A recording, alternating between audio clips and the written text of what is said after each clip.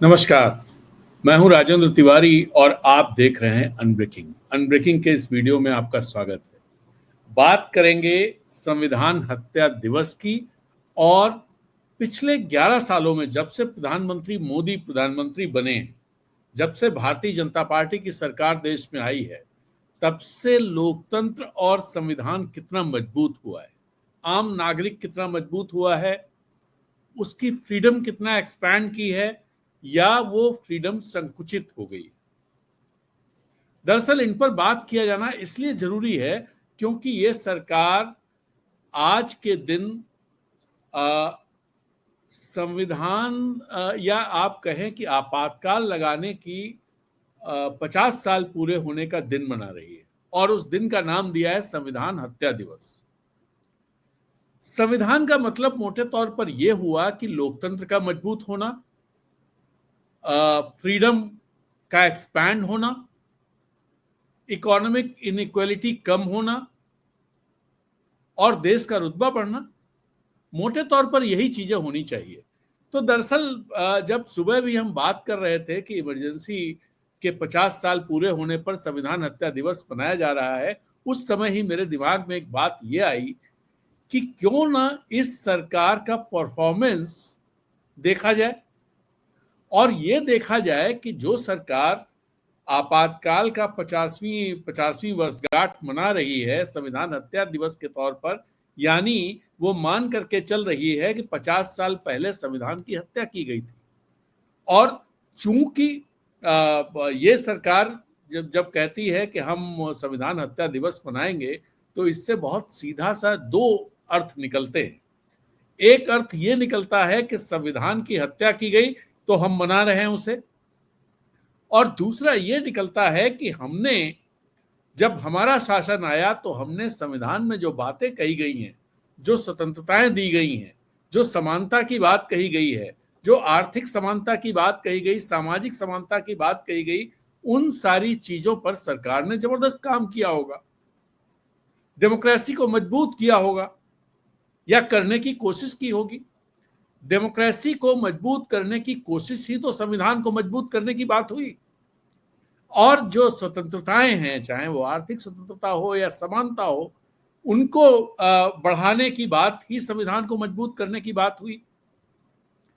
तो इस तरह से इन चीजों को देखने की जरूरत मुझे महसूस हुई और मुझे लगा लेट्स चेक कि इन पैमानों पर हमारी गवर्नमेंट का परफॉर्मेंस कैसा है, प्रधानमंत्री मोदी का परफॉर्मेंस कैसा है। और प्रधानमंत्री मोदी दरअसल जो जो छवि जिस तरह की है और जो मैसेज भी प्रधानमंत्री जी देते हैं, जैसे जब वो पहली बार चुन करके आए थे 2014 में, तो उन्होंने लोकसभा संसद के बाहर दंडवत किया था।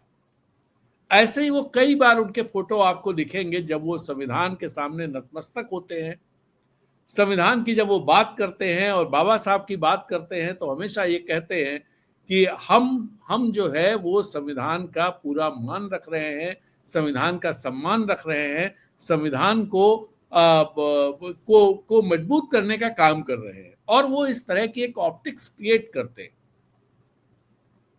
लेकिन जब हम डेटा की तरफ देखते हैं, जब हम देखते हैं कि जो दुनिया में जिस तरह की रैंकिंग जो बहुत प्रतिष्ठित संस्थान या इंस्टीट्यूशंस जो रैंकिंग करते हैं, उन रैंकिंग में क्या भारत डेमोक्रेसी के मामले में, फ्रीडम के मामले में, प्रेस फ्रीडम के मामले में, इनइक्वालिटी के मामले में यानी असमानता के मामले में, क्या भारत ने कोई उपलब्धियां हासिल की हैं?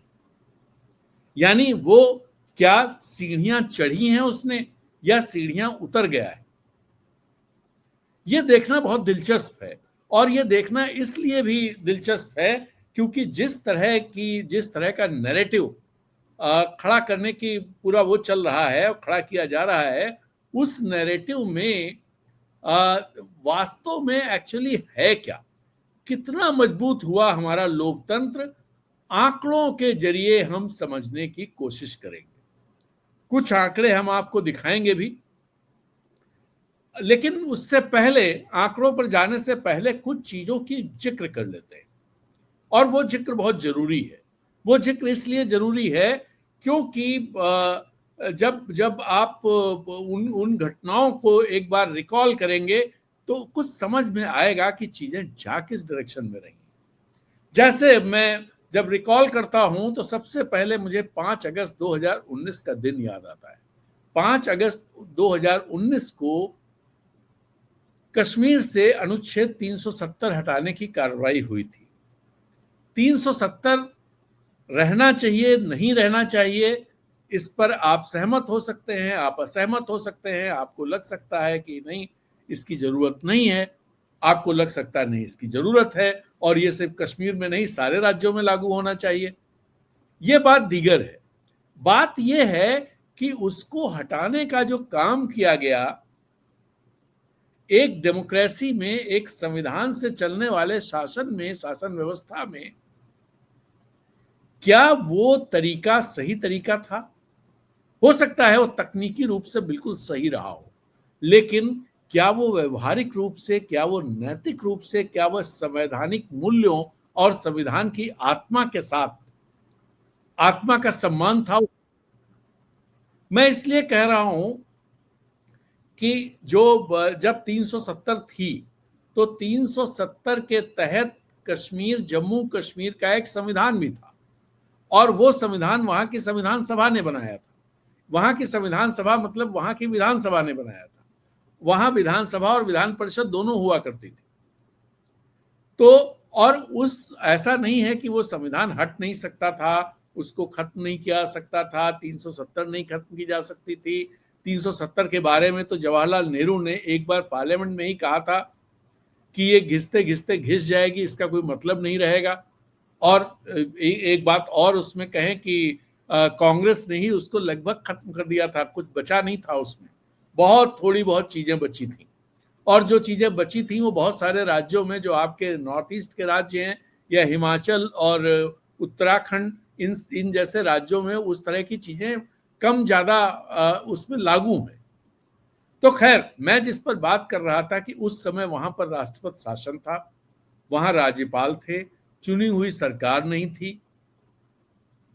ऐसे में 370 को लेकर के एक प्रस्ताव और केंद्र की तरफ से राज्यपाल को भेजना, राज्यपाल राज्य के प्रतिनिधि के तौर पर, जो जम्मू कश्मीर के रहने वाले नहीं थे, जो उत्तर प्रदेश के रहने वाले थे, सतपाल मलिक, और उनको बताया भी नहीं गया क्या है। जैसा सतपाल मलिक ने कहा, सतपाल मलिक ने बाद में बताया कि हमारे पास आखिरी दिन यानी संडे को आया और कहा इस पर साइन करके भेज दीजिए।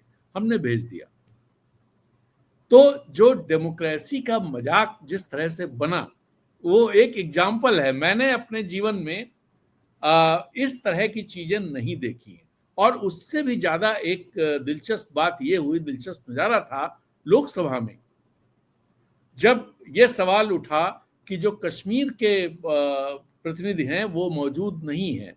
खास तौर पर इशारा फारूक अब्दुल्ला की तरफ था, जो श्रीनगर के सांसद थे। तो हमारे गृह मंत्री ने कहा कि उनको किसी ने रोका तो नहीं है, और हम कोई उनके सिर पर पिस्टल लगा के तो ला नहीं सकते।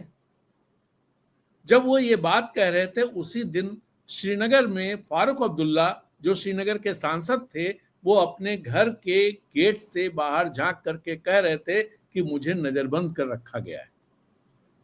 काफी दिनों तक वो लोग नजरबंद रहे।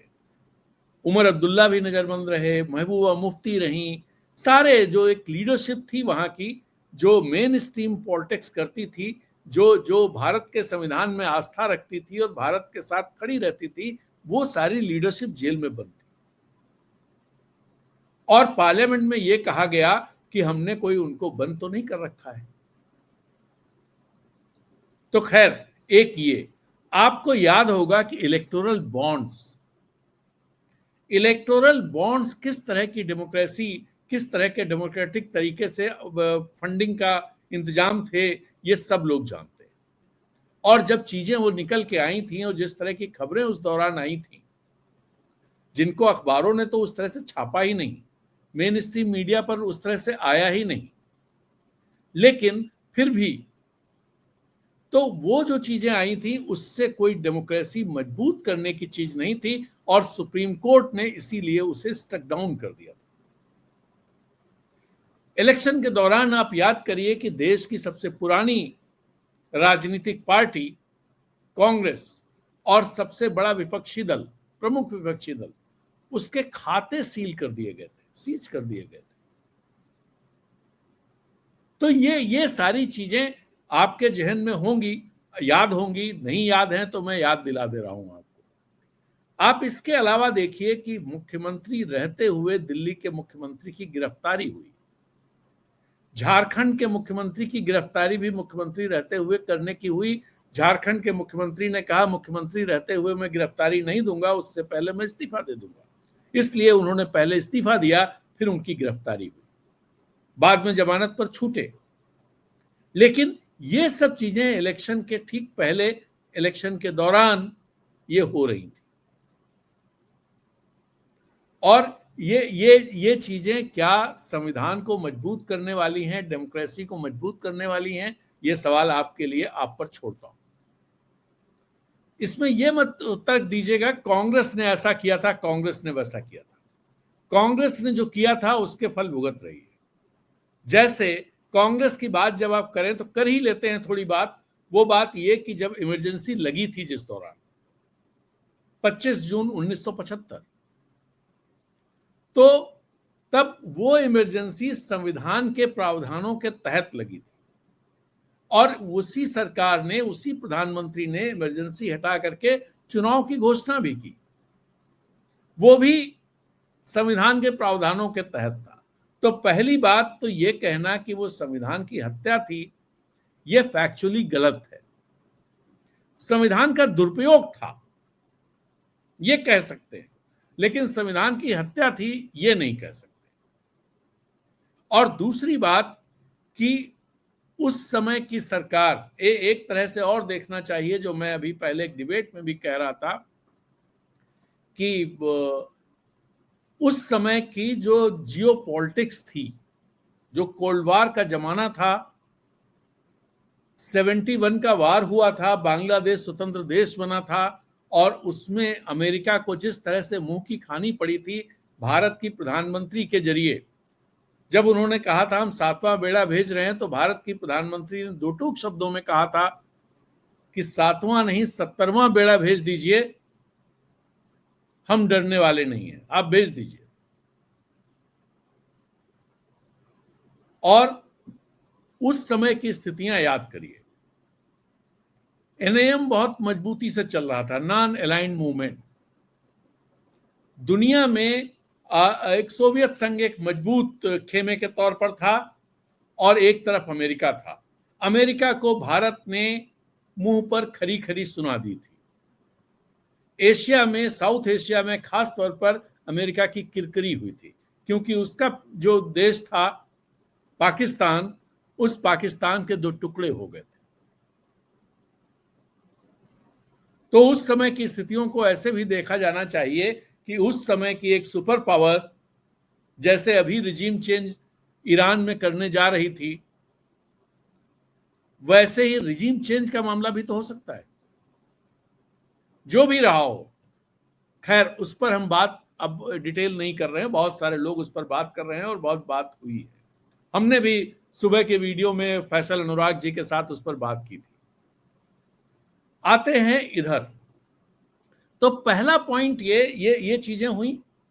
इसके अलावा आप देखिए कुछ कानून ऐसे बने तो खास तौर पर एक और इम्पॉर्टेंट चीज जो मैं कहता हूं, यहां फिर दोहराऊंगा, वो ये कि 2014 के बाद से नागरिकों को मजबूत करने, उनके अधिकारों को मजबूत करने वाले जितने कानून थे, उन कानूनों को कमजोर किया गया। चाहे वो राइट टू इंफॉर्मेशन एक्ट हो, राइट टू एजुकेशन एक्ट हो, वो वनाधिकार के कानून हो, वो पर्यावरण के कानून हो, वो जो है आपके जो और भी ढेर सारे कानून इस तरह के आप कह सकते हैं। मनरेगा को कमजोर करने की कोशिश की गई, वो भी रोजगार का अधिकार का कानून था, वो है, जिसे बाद में इस सरकार के काम भी आया। लेकिन उस समय प्रधानमंत्री ने कहा था कि ये कांग्रेस सरकार के विफलताओं का स्मारक है, इसे मैं बनाए रखूंगा। तो जो आम आदमी को, आम नागरिक को मजबूत करने वाले कानून थे, उसके अधिकारों को मजबूत करने वाले कानून थे, उन सारे कानूनों को डाइल्यूट किया गया। वो सूचना आयोग हो, वो लोकायुक्त हो। लोकायुक्त कहाँ है? ये पार्टी 2014 से पहले लोकायुक्त पर कितनी बातें करती थी। आज कोई जानता है कि भारत के लोकायुक्त का नाम क्या है? या उस लोकायुक्त ने पिछले दिनों कोई ऐसा काम किया है क्या? क्या कोई जानता है कि जो सूचना आयोग है भारत का, उस सूचना आयोग, मुख्य सूचना आयुक्त कौन है? और वो सूचना आयोग क्या काम करता है? जिस राज्य में आप बैठे हुए हैं, उस राज्य में क्या आपने पिछले 1-2 सालों में सूचना आयोग द्वारा उठाए गए किसी कदम, किए गए किसी फैसले का जिक्र अखबार में पढ़ा है या सुना है? ये सारी चीजें आम नागरिक को मजबूती देने वाली थी, लेकिन इनको कमजोर किया गया। कम से कम 12 ऐसे कानून हैं जिनको कमजोर किया गया और मजबूत क्या किया गया? यूएपीए। यानी जहां पर इस तरह के कानून मजबूत किए गए, ऐसी ऐसी एजेंसियों को ज्यादा ताकतवर किया गया जिससे कि आम आदमी के अधिकार कर्टेल होते हो, उनके अधिकारों को संकुचित किया जा सकता हो। ऐसे सारे काम किए गए। इन सब का रिफ्लेक्शन दरअसल जो डेटा है उस डेटा में तो दिखाई देगा, और वो दिखाई देता है। तो इस चीज को समझने की कोशिश करेंगे डेटा के जरिए कि ये जो आम आदमी, मतलब इस दौरान मोदी सरकार ने लोकतंत्र को कितना मजबूत किया है, ये समझना आंकड़ों के जरिए मुझे लगता है कि जरूरी भी है। और इसलिए भी जरूरी है जिससे ये पता चल सके कि मौजूदा सरकार जो संविधान हत्या दिवस मना रही है, वो संविधान को लेकर कितना संजीदा है, वो लोकतंत्र को लेकर कितना संजीदा है, वो प्रेस फ्रीडम को लेकर कितना संजीदा है, वो इनइक्वालिटी को लेकर कितना संजीदा है। तो चलिए सबसे पहले शुरुआत करते हैं। एक मैंने छोटा सा स्लाइड्स कुछ बनाई हैं, उन स्लाइड से ही शुरुआत करते हैं। और स्लाइड से शुरुआत करने से पहले जैसे चलिए स्लाइड ही पहले आपके सामने लाते हैं। ये पहली स्लाइड है हमारी, डेमोक्रेसी इंडेक्स। इकोनॉमिस्ट मैगजीन की इंटेलिजेंस यूनिट हर साल एक इंडेक्स तैयार करती है, डेमोक्रेसी इंडेक्स। 2014 में डेमोक्रेसी इंडेक्स में भारत का स्कोर 7.92 था आउट ऑफ 10, और इसका रैंक 167 देशों में 27वां था, 27th। लेकिन 2024 में 10 साल के बाद भारत का स्कोर घट करके रह गया 7.18, और रैंक जो है वो 27वां जहां नंबर था मजबूत डेमोक्रेसीज में, वहां उसका नंबर हो गया 41वां। यानी हमारे यहां डेमोक्रेसी इस दौरान कमजोर हुई है और हम 14 पायदान नीचे उतर गए, 14 पायदान नीचे उतर गए। और वी डेम एक इंस्टीट्यूट है, वो भी इस तरह का डेमोक्रेसी का आकलन करता है, उसका भी डेमोक्रेसी इंडेक्स है। उसने 2017 के बाद भारत को, जो पहले वो इलेक्टोरल डेमोक्रेसी कहता था, उसने इलेक्टोरल ऑटोक्रेसी कहना शुरू कर दिया। और इलेक्टोरल ऑटोक्रेसी कहना शुरू किया, और उसने जो इसके कारण बताया, उसने बताया कि भारत में चुनाव तो हो रहे हैं, लेकिन यहां पर इंस्टीट्यूशनल फ्रीडम नहीं है, सिविल लिबर्टीज कर्टेल हो रही हैं, प्रेस की आजादी कमजोर हुई है। इस वजह से जो ये इलेक्टोरल डेमोक्रेसी नहीं, इलेक्टोरल ऑटोक्रेसी है। यहाँ पर 2024 का चुनाव ही देखिए, जो अभी मैं जिक्र कर रहा था कि विपक्षी नेताओं पर जांच एजेंसियों का इस्तेमाल हुआ, जिसमें खासतौर पर अरविंद केजरीवाल और हेमंत सोरेन। बैंक खातों का फ्रीज होना, फ्रीज किए गए कांग्रेस के बैंक खाते पूरे इलेक्शन के दौरान फ्रीज रहे। विपक्षी नेताओं की गिरफ्तारी वो आपने देखी। क्या ये सब चीजें खतरे की घंटी नहीं है? कई जगह से ये चीजें सामने आई कि मुस्लिम बहुल इलाकों में वोटर लिस्ट से मुस्लिम वोटर्स का नाम गायब, मतदान न होने की वो कोशिश की गई, मतदान न कर पाए। तो ये सारी चीजें जो हैं, ये लोकतंत्र की इंस्टीट्यूशनल जो मजबूती है उस पर कहीं ना कहीं सवाल उठाती हैं। और ये जो डेटा दिख रहा है, जो इंडेक्स दिख रहा है, इसमें इसी सब का रिफ्लेक्शन। तो एक तो ये बात हुई डेमोक्रेसी इंडेक्स की। अब नेक्स्ट बात करते हैं इकोनॉमिक इनइक्वालिटी। इकोनॉमिक इनइक्वालिटी की जब हम बात करते हैं तो बहुत सारी चीजें देखने को मिलती हैं। बहुत सारी चीजें इस तरह से देखने को मिलती हैं कि जो जो इकोनॉमिक फ्रीडम में भारत लगातार मोस्टली अनफ्री नेशन के तौर पर रहा है। 2010 में जो स्कोर था उससे 2025 में उसका स्कोर कम हो गया। 53.8 था, जो 2025 में 53 रह गया। यानी जो इकोनॉमिक फ्रीडम है, इकोनॉमिक फ्रीडम बढ़ी नहीं, कम हो गई।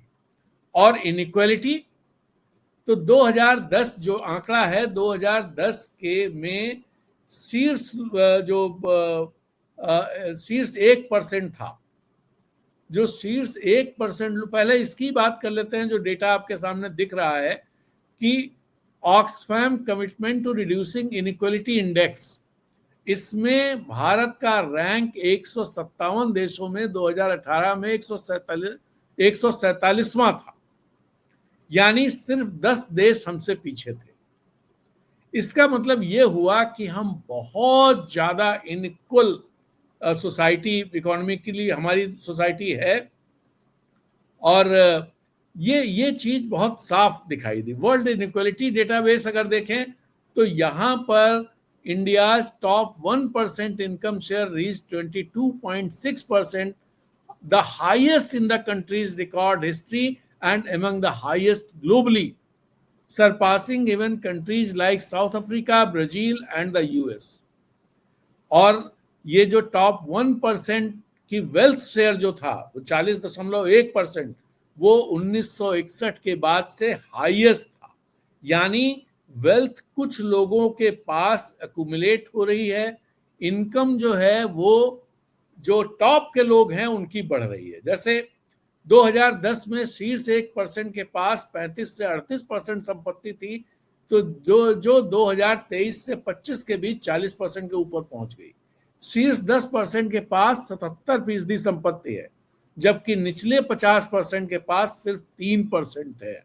2010 से 14 के बीच में ये 5 से 6% आंकड़ा था कि लोअर 50% के पास 5 से 6% के आसपास संपत्ति है। तो एक तरह से इनइक्वालिटी भी बढ़ी है। इनइक्वालिटी बढ़ने का मतलब यह हुआ कि डेमोक्रेसी कमजोर हुई है, नागरिक कमजोर हुए हैं। जिनके पास पैसे वाले लोग हैं वो स्ट्रांग हुए हैं, उनकी से बढ़ी है, उनका प्रभुत्व बढ़ा है। और ये चीज हम लोग अपने आसपास देख सकते हैं। लोकतंत्र देखिए, लोकतंत्र में सबसे बड़ा मामला यही होता है कि एक तो समानता, जैसे वोट तो सबका बराबर है, लेकिन क्या जो इनइक्वालिटी है वो उसे मिनिमाइज किया जा रहा है। और अगर इनइक्वालिटी मिनिमाइज नहीं हो रही है या कम नहीं हो रही है, इसका मतलब कि कुछ लोग हैं जो अपने फायदे के लिए डेमोक्रेसी का इस्तेमाल कर रहे हैं। तो लोकतंत्र की मतलब डेमोक्रेसी सफल कब होती है? जब शिक्षा बढ़ जाए, लोगों में गरीबी खत्म हो जाए, बेरोजगारी खत्म हो जाए, जो सोशल इक्वलिटी है वो खत्म हो, तो और अवसरों की समानता हो। यानी सारे नागरिकों को देश के लिए या इकोनॉमिक एक्टिविटीज में कंट्रीब्यूट करने की बराबर के मौके हों। अगर वो मौके नहीं है, वो मौके कैसे कर्टेल होते हैं? जैसे मान लीजिए कि शिक्षा तक पहुंच नहीं है, तो वो मौके कर्टेल होते हैं। अगर हेल्थ सर्विसेज अच्छी नहीं है, तो वो मौके कर्टेल होते हैं कि जिनके पास संसाधन हैं उनके वो उन मौकों का फायदा उठा पाएंगे, जिनके पास संसाधन नहीं है वो उन मौकों का फायदा नहीं उठा पाएंगे। पिछले दिनों अगर आप देखें तो 10-11 साल में देश में 1 लाख से ज्यादा प्राइमरी स्कूल या स्कूल बंद किए गए। वो बंद इसलिए किए गए कि ये कहा गया, जैसे झारखंड में ही 5,000 स्कूल बंद हुए, बंद इसलिए किए गए, ये कहा गया कि इन स्कूलों में छात्रों की संख्या कम है, इसलिए चूंकि मान लीजिए किसी स्कूल में 20 छात्र हैं, 15 छात्र हैं, तो उस स्कूल को बंद कर दिया जाए और उसे दूसरे स्कूल में समाहित कर दिया जाए, वहां का टीचर वहां ट्रांसफर कर दिया जाए। इससे एक दूसरा स्कूल मजबूत होगा, वहां टीचर्स की संख्या बढ़ जाएगी। लेकिन सोचिए, जो बच्चे उस स्कूल में पढ़ रहे थे उनके लिए वो स्कूल दूर हो गया और वो गरीब हैं, उन्हें 10 किलोमीटर पैदल जाना स्कूल के लिए, 8 किलोमीटर पैदल जाना, क्या अफोर्ड कर पाएंगे? ऐसा कर पाएंगे वो बच्चे? सरकार को चाहिए अगर 4 बच्चे भी हैं और वहां से स्कूल दूर पड़ता है तो वहां पर स्कूल खुले, होना यह चाहिए। लेकिन हो ये रहा है कि उन 4 बच्चों की चिंता नहीं है, चिंता यह है कि कैसे पैसा बचा लिया जाए। वो पैसा बचा के कहां जाएगा पता नहीं। तो ये एक बड़ा इशू है, इसको देखने की जरूरत है। दरअसल ये इस तरह की बहुत सारी चीजें हो रही हैं। शिक्षा का अभाव दरअसल हमेशा नागरिकों को अधिकारों के प्रति जागरूक नहीं होने देता। आप देखिए कि व्हाट्सएप यूनिवर्सिटी क्यों चलती है, क्यों वो सफल है? इसलिए सफल है क्योंकि बेहतर शिक्षा जो है वो उपलब्ध नहीं है, और व्हाट्सएप पर जो प्रोपेगेंडा चलता है उसी को लोगों के दिमाग को इस तरह से, एक तरह से उसका सॉफ्टवेयर इस तरह से उसमें वो डाला गया है कि जो बताया जा रहा है उसको सही मान लेते हैं। और ये चीजें डेमोक्रेसी को कमजोर करती हैं कि आप तर्क कर पाने की स्थिति में नहीं है, आप क्वेश्चन कर पाने की स्थिति में नहीं है, आपकी रीच इंफॉर्मेशन तक नहीं है, आपको सही इंफॉर्मेशंस नहीं मिल रही हैं, गवर्नमेंट ही सही इंफॉर्मेशंस ब्लॉक कर दे रही है, गवर्नमेंट में जो पार्टी है वो प्रोपेगेंडा या फॉल्स इंफॉर्मेशन, फॉल्स नैरेटिव उनको क्रिएट करने में लगी रहती है। तो ये सारी चीजें भी डेमोक्रेसी को कमजोर करती है। तो ये एक बड़ी बड़ी इंपॉर्टेंट बात है। आप सोचिए कि कितनी ये है, स्वामी नारायण गुरु का कल गांधी जी से जब वो 1925 में मिले थे, केरल के समाज सुधारक थे वो, और वो जब मिले थे 1925 में, उसके 100 साल पूरे हो रहे थे। इस मौके पर दिल्ली में एक कार्यक्रम था। नारायण गुरु जो है वो सामाजिक समानता, अस्पृश्यता के खिलाफ और इन सब चीजों के खिलाफ लड़ रहे थे। एक बेहतर समाज बनाने के लिए उनका जीवन उसके लिए था। वहां पर हमारे प्रधानमंत्री ऑपरेशन सिंदूर की सफलता की बात कर रहे थे, वहां पर यह बता रहे थे कैसे 23 मिनट में हमने पाकिस्तान को ठिकाने लगा दिया। अब आप सोचिए कि क्या मौका है, क्या कहा जा रहा है। इससे भी तो चीजें समझ में आती हैं किन चीजों को गवर्नमेंट किस तरह से एक अलग तरह का नैरेटिव और जो इश्यूज हैं उन इश्यूज से लोगों का ध्यान भटकाने की बात है। दरअसल नारायण गुरु को प्रधानमंत्री को याद क्यों आया? क्योंकि राहुल गांधी हर जगह नारायण गुरु की बात करते हैं, और वो जब संविधान बचाओ सम्मेलन में वो जिन लोगों के नाम लेते हैं उसमें नारायण गुरु का भी नाम होता है। तो प्रधानमंत्री नारायण गुरु और महात्मा गांधी के संवाद के बीच के 100 साल पूरे होने पर उन्होंने उसको संबोधित किया, और वहां पर वो जहां जो लोग अहिंसा की बात करते थे, जो सामाजिक असमानता हटाने की बात करते थे, अस्पृश्यता हटाने की बात करते थे, जो अपना जीवन जिन्होंने समर्पित कर दिया और अहिंसा की बात की, भाई सत्य और अहिंसा, वहां पर प्रधानमंत्री ये बात कह रहे थे कि हमने जो है पाकिस्तान को कैसे घुटने टिका दिए, कैसे 23 मिनट में हमने ये कर दिया, हमारी सेना और हमारे पास कितने मजबूत हथियार हैं, कितने शस्त्र हैं, अस्त्र हैं, इन सब की बात वहां वो कर रहे थे। तो इससे समझ में आता है कि चाहते कि मतलब जो गवर्नमेंट हमारी है वो क्या चाहती, भले वो संविधान की बात करे, आपातकाल का विरोध करे, लेकिन जो चीजें कर रही है, जो चीजें हो रही हैं, वो चीजें बहुत ही खतरनाक है। फ्रीडम इंडेक्स की बात करते हैं। 2010 से 2019 तक इंडिया कंसिस्टेंटली 75 से 77 का स्कोर रहा and has been classified as free.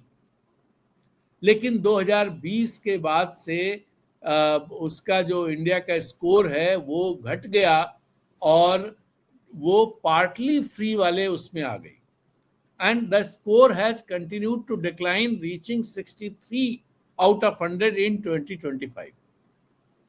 और अगर इसकी बात हम करें तो 2025 की जो रिपोर्ट आई उसमें इंटरनेट फ्रीडम में भी 50 स्कोर है और ये बड़े खराब देशों की श्रेणी में हमें खड़ा करता है। तो एक तो ये बात रही और इसके बाद एक चीज और देखते, एक स्लाइड और है उसकी बात कर ले। फ्रीडम इंडेक्स, फ्रीडम इंडेक्स में जो सबसे ज्यादा जो गिरावट वाले देश रहे हैं उनमें भारत रहा है। भारत में इससे पहले वाले साल के मुकाबले 3 अंकों की गिरावट आई और जिन दूसरे देशों में 3 अंकों की गिरावट आई है उन देशों के नाम भी मैं आपको बता देता हूं, आप देख लीजिए, इस स्लाइड में हैं। लेबनान, मेडागास्कर, मोजाम्बिक, निगर, पाकिस्तान, जॉर्जिया, ये देश हैं जहां पर 3 पॉइंट की गिरावट आई है और इससे ज्यादा गिरावट वाले सिर्फ 6-7 देश हैं। Sudan, Namibia, Haiti, Gaza, El Salvador, Tunisia और कुवैत। और जिन देशों ने इसमें बेहतर किया है उसमें Botswana, Fiji, Somaliland, Sri Lanka, Syria, Bangladesh, Bhutan, और इसमें इन्होंने, चूंकि ये लोग इंडियन कश्मीर अलग से दिया है, इंडियन कश्मीर में भी जबरदस्त तरीके से 12 पॉइंट का वो आया, मतलब कश्मीर में जो फ्रीडम है वो बेहतर हुई। खैर, लेकिन देश में बेहतर नहीं हुई है। नेक्स्ट स्लाइड पे चलते हैं। प्रेस फ्रीडम इंडेक्स 2010 से 2014 के बीच हमारा रैंक जो है वो 122 से 140 के बीच रहा। ऑलरेडी ये कंसर्न की बात थी और ये मीडिया में जो स्थितियां हैं उनको लेकर के हाईएस्ट रैंक इस पीरियड में 74 रहा हमारा 2013 में जब यूपीए की सरकार थी और लोएस्ट रहा 90 2021 में। 2015 से 2019 के दौरान जो लगातार डिक्लाइन हुआ और इंडिया की रैंक 133 से 140 के बीच रही। 2020 से 2023 के बीच में ये रैंक जो है 2020 में 142 पहुंची, जो 2020 और 2021 में, और 2022 में 150 पहुंच गई, 2023 में 161 पहुंच गई, 2024 में इसमें थोड़ा सुधार हुआ और 159 पहुंची, और 2025 में थोड़ा और सुधार हुआ 151। लेकिन अगर आप 122 से देखें तो 151 पर आ गए। होना यह चाहिए था कि अगर सरकार जो दावे करती है और जिस तरह से संविधान हत्या दिवस मना रही है उसमें तो ये प्रेस फ्रीडम इंडेक्स बढ़ जाना चाहिए था। लेकिन यहां पर एक बात मैं करना चाहूंगा। आज जब हम अखबार आज के देखते हैं, आज के बहुत सारे अखबारों में आपातकाल को लेकर के आयोजन किए गए हैं, बहुत सारे चीजें छपी हैं, लेकिन किसी अखबार में इस बात को लेकर के चिंता नहीं जताई गई या इसकी जांच पड़ताल नहीं की गई कि क्या इन 11 सालों में फ्रीडम संकुचित हुई है या फ्रीडम एक्सपैंड हुई है, क्या संविधान मजबूत हुआ है या कमजोर हुआ है, क्या लोकतंत्र मजबूत हुआ है या कमजोर हुआ है। क्या इसकी तहकीकात नहीं करनी चाहिए थी ऐसे समय में जब जो मुख्य विपक्षी दल है और जो मुख्य विपक्षी गठबंधन है, इंडिया गठबंधन, वो लोग जब इसे एक एक नेशनल नैरेटिव के तौर पर प्रस्तुत करते हैं कि डेमोक्रेसी कमजोर है, संविधान खत्म करने की बात चल रही है और समानता, गैर समानता बढ़ रही है, असमानता बढ़ रही है, तो ऐसे में क्या प्रेस को, मीडिया को इस मौके पर इसकी तहकीकात नहीं करनी चाहिए थी क्या? या सिर्फ 75 में जो हुआ उसको लेकर के हम कांग्रेस को ही जिम्मेदार ठहराते रहेंगे और उस बहाने बाकी सबको क्लीन चिट देते रहेंगे? क्या मीडिया का यही काम है? ये एक इंपॉर्टेंट बात है। इसको हम ये नहीं कह रहे हैं कि मान लीजिए कि आपको लगता है कि इस दौरान 2014 के बाद प्रेस फ्रीडम मजबूत हुई है, ये सब सर्वे गड़बड़ है। डेमोक्रेसी मजबूत हुई है, संविधान मजबूत हुआ है, जो जो इनइक्वालिटी है वो कम हुई है, तो भाई वो तर्कों के साथ आप उस चीज को लोगों के सामने रखिए, लेकिन उस पर कोई काम नहीं कर रहा है, ना पक्ष में ना विपक्ष में, कि भाई नहीं हुआ है तो उसे रखें, हुआ है तो उसे रखें। इसकी कोई तहकीकात पड़ताल करने को तैयार ही नहीं है।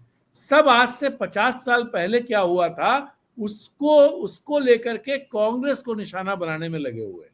और ये भी गजब की बात है, मैं आपको बताऊं कि जब मैंने पत्रकारिता शुरू की थी तो एक बार मैं पहले पहले बहुत ही दफ्तर में कुछ इस तरह की स्थितियां बनी जिस अखबार में मैं था, दरअसल राष्ट्रीय सहारा में था, और 93 की बात है। मैं बहुत जूनियर लेवल पर ही पहले पेज का इंचार्ज बना दिया गया और दफ्तर में बहुत बड़े बड़े सीनियर लोग हुआ करते थे, सीनियर रिपोर्टर्स हुआ करते थे। उत्तर प्रदेश में राष्ट्रपति शासन लगा हुआ था। कल्याण सिंह भाजपा के उससे पहले मुख्यमंत्री थे जिनकी सरकार बर्खास्त की गई थी, और राष्ट्रपति शासन लगे होने में जो राज्यपाल के सलाहकार होते हैं उनके पास सारी सत्ता होती है। तो दो सीनियर रिपोर्टर्स ने, एक ब्यूरो चीफ एक और सीनियर रिपोर्टर्स ने, दो इंटरव्यू एक दिन लेकर के आए, और उसमें जो दो इंटरव्यू लेकर के आए उसमें एक इंटरव्यू था जो मुख्य सलाहकार गवर्नर के थे, यानी जो सरकार चलाते थे, आईएएस अफसर, और एक था मुलायम सिंह का जो विपक्ष के नेता थे। तो मैं तो बहुत जूनियर था, नया नया था, 1 साल का एक्सपीरियंस था अपने को पत्रकारिता का। तो हुआ भाई क्या किया जाए, अपने को जो समझ थी और जो वहाँ सीखे थे सीनियर से, एडिटर्स से, डिप्टी एडिटर्स से, उन लोगों से जो चीज़ें सीखी थी, उनसे लगा कि जो विपक्ष का नेता है वो ज़्यादा इम्पोर्टेंट है। तो और जो जो रिपोर्टर लेके आए थे उनका इंटरव्यू, जो राज्यपाल के सलाहकार थे, उनका प्रेशर था पूरी तरह से कि पहले पेज पर हमारा इंटरव्यू जाना चाहिए, मतलब ये राज्यपाल के सलाहकार का जाना चाहिए, मुलायम सिंह तो विपक्ष के नेता हैं, इनको बैक पेज पे कर दीजिए। तो बात एडिटर तक पहुंची। तो और मुझे लगता था कि मुलायम सिंह का पहले पेज पर जाना चाहिए, क्योंकि मुलायम सिंह पॉलिटिकल लीडर हैं, उनसे, और ये जो है ब्यूरोक्रेट है, ये सरकार जो जो मतलब ये उतना इम्पोर्टेंट नहीं है जितना पॉलिटिकल लीडरशिप इम्पोर्टेंट है, और खासतौर से विपक्ष के नेता। तो एडिटर ने भी यही बात कही कि विपक्ष का नेता पहले पेज पर जाएगा और जो गवर्नर के सलाहकार यानी जो सरकार चला रहे हैं उन्हें बैक पेज पे लगाइए। क्या आज ये संभव है? सोचिए, आज विपक्ष से मीडिया सवाल पूछता है, सरकार से सवाल ही नहीं पूछता है। वो विपक्ष पे हमलावर रहता है, सरकार पर नहीं रहता है। जबकि मीडिया, पत्रकारिता एक तरह से डेमोक्रेसी में विपक्ष के रोल में होती है, लेकिन यहां रोल रिवर्सल हो चुका है। तो खैर ये चीजें हैं। तो चलिए नेक्स्ट स्लाइड पर चलते हैं। प्रेस फ्रीडम के बाद पासपोर्ट रैंकिंग, रुतबे की भी बड़ी बात होती है। अभी प्रधानमंत्री भी कहते रहते हैं, गृह मंत्री भी कहते रहते हैं कि दुनिया बड़े हसरत से भारत की तरफ देखती है, भारत की ताकत बहुत बढ़ गई है। तो पासपोर्ट रैंकिंग में अगर देखें तो पासपोर्ट रैंकिंग में जो 74, मतलब हाईएस्ट रैंक 2013 में थी, 74 नंबर पर हमारा पासपोर्ट की ताकत आती थी, पासपोर्ट की रैंकिंग होती थी, जो 2021 में 90वें स्थान पर आ गई और 2025 में 85वें 85वें स्थान पर है। और हम 57 देशों में हमें वीजा फ्री एंट्री मिलती है। यानी जो दुनिया के 193 देश हैं उनमें 85वें नंबर पर हमारे देश का पासपोर्ट की ताकत है। और हम बात करते हैं रुतबे की। अभी एक और फोर्ब्स की सूची आई है जिसमें यह बताया गया है कि टॉप 10 पावरफुल नेशंस दुनिया के, उसमें भारत का नाम नहीं है। उसमें यूएई का नाम है लेकिन भारत का नाम नहीं है। भारत का नाम, भारत 12वें नंबर पे आता है। आप सोच, और पहले दूसरे नंबर पर अमेरिका और चाइना जो, और एक चीज और आपको बताएं कि उस सूची में आज से 10 साल पहले भारत टॉप 10 देशों में आया करता था।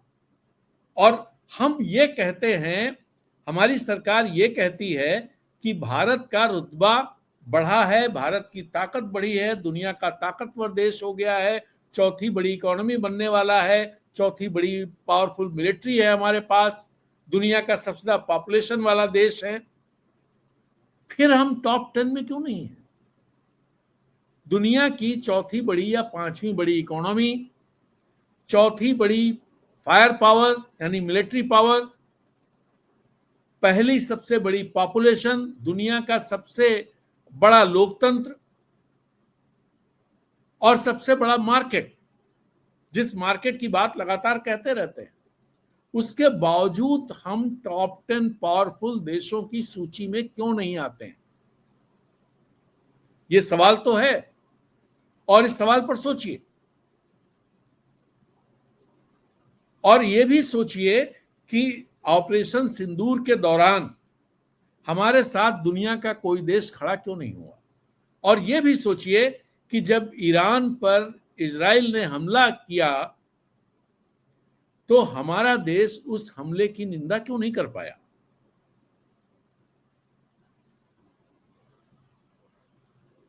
यहां से पता चल जाएगा कि हमारा देश ताकतवर देशों में क्यों नहीं है। आज की बात यहीं समाप्त करते हैं और फिर मिलेंगे एक नए वीडियो में नई बात के साथ। नमस्कार, जय हिंद।